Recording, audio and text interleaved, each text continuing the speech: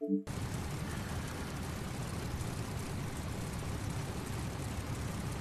everybody, welcome back to Microsoft Flight Simulator 2022 and 2020, sorry, and welcome to Normandy. And we are in the MetaQuest 2 VR for what should be quite an interesting flight that we're going to try and do. So we're taking off from a airport in northern France, and hopefully we're going to be able to just fly along the D-Day Beaches. As you can see, I've got a flight of Spitfires behind me.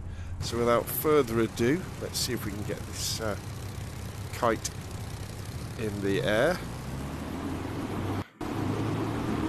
Just got to concentrate on this a little bit.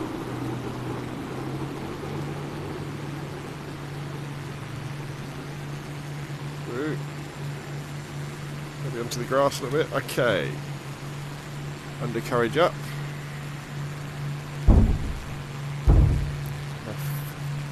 Wingmen are after me. Here we go. There they are. Let's switch back to the cockpit view. Right. So these are like a part of a series of videos that I'm going to be doing, where I'm kind of demoing what we can do with the MetaQuest 2. So in this case, as I say, we're wirelessly connected to my gaming PC that's running Microsoft Flight Simulator 2020, and we're running the Flying Iron Spitfire mod, which you can see here, and the Airshow Assistant mod, which means that we can fly with a beautiful wing of Spitfires. We've all got the D-Day livery on. And this is just absolutely amazing. The detail inside this cockpit is absolutely fantastic as well.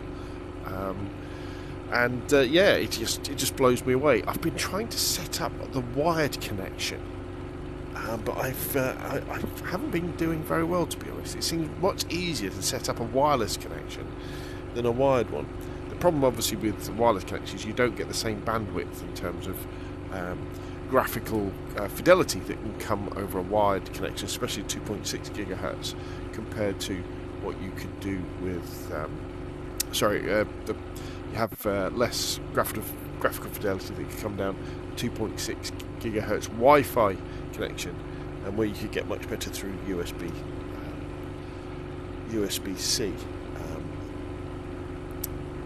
which I do have a lead for, which didn't work. Right, so now we should be able to turn this way, and with a bit of luck, these will be the Normandy beaches that we flew over. Look at the markings on the plexiglass.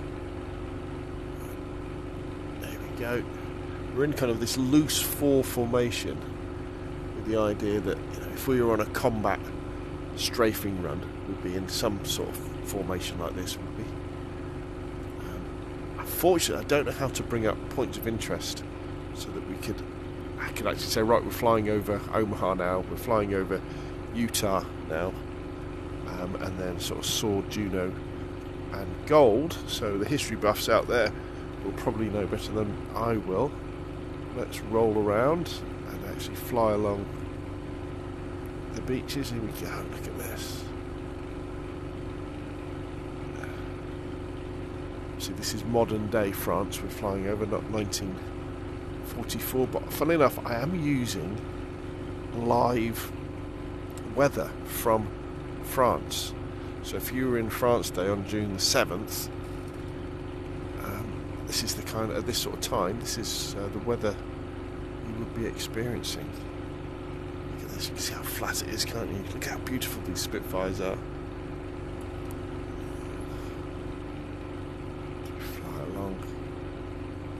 80 years ago, yesterday.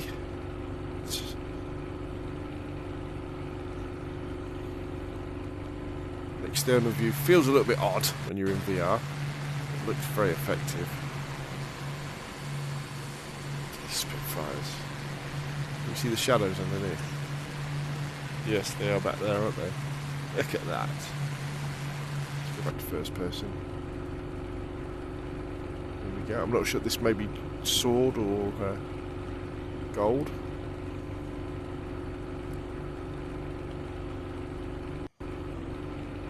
quality you're seeing on this video on YouTube is much less than actually is in real life, because the way that the MetaQuest 2 records, it's recording the gameplay to the headset itself, and then I transfer that to the phone app, and then I upload it to YouTube that way, and that's why you get this kind of little square rather than a proper widescreen. But hopefully it'll give you an idea and a taste of the fact that you can do this for sort of £200 or $200 is how much the MetaQuest 2 costs.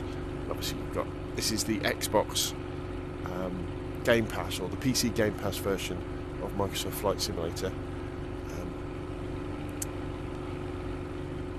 So I haven't actually bought that, although I guess you could say you do pay for it because of the cost. And then we've got the Flying Iron Spitfire mod, or models, which were quite expensive actually. I think they were about £30, but to be honest I think they're worth every penny. And then we've got the Airshow Assistant mod, which I think was about £5 in the Microsoft Flight Simulator marketplace. But this, I mean, I can't stop looking. You've got the elliptical or curved wing of the Spitfire there. Then we've got the two Spits with the D-Day markings. They would those holes down there. They'd be left over from the war, won't they? There'd be explosions. And so there we go. So we've flown over the beaches, and now we're peeling back over the bocage of Normandy. Just amazed by what you can do for this. It really is absolutely fantastic. So, sort of, as far as the technical side of how's things are going. I mean, the smoothness of when I turn my head is incredibly smooth. I set the headset to try and do 90 Hz, so that's very, very smooth. As I look out at the countryside down below me, it is a little bit jerky as it's kind of catching up, and that's why I'm really fascinated with the idea of having a go with the USB cable, or even maybe changing the Wi-Fi to a 5 GHz to see how we get on with that. But this really is it's an absolutely magical experience. There's no other way to describe it really. VR, Spitfire, Northern France, other Spits below us and around us, and of course, if you're not aware of it, you know, Microsoft Flight Simulator 2020, this is the real world we're flying over here. Oh look, there's another aeroplane over there. Looks like lots of other people are enjoying flying over Normandy at this historic time. Anyway, that's enough of my waffle. Hopefully I've given you an idea. Put your questions and comments down below.